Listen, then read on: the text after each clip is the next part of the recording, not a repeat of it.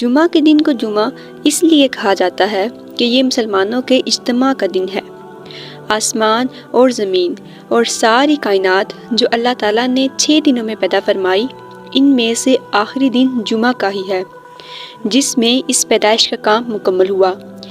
یہ دن اللہ تعالیٰ کی خاص برکتوں اور رحمتوں کا دن ہے، اسی لیے اس دن بڑے بڑے واقعات اللہ تعالیٰ کی طرف سے واقع ہوئے اور واقع ہونے والے ہیں۔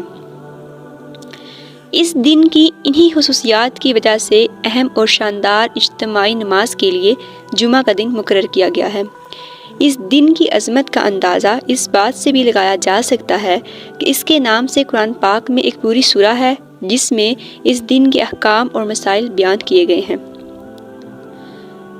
اسی دن حضرت آدم علیہ السلام کی تخلیق ہوئی، اسی دن ان کو جنت میں داخل کیا گیا اور پھر اسی دن ان کو جنت سے نکالا گیا، یعنی کہ دنیا میں بھیجا گیا۔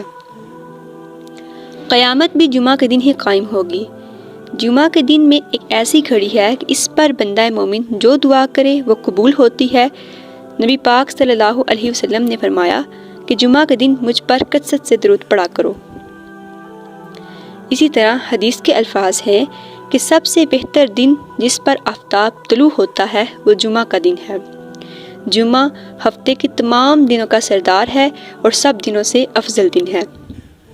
قرآن پاک کی سورہ جمعہ آیت نمبر 9: اے لوگو جو ایمان لائے ہو، جب پکارا جائے نماز کے لیے جمعہ کے دن تو اللہ کے ذکر کی طرف دوڑو اور خرید و فروخت چھوڑ دو، یہ تمہارے لیے زیادہ بہتر ہے اگر تم جانو۔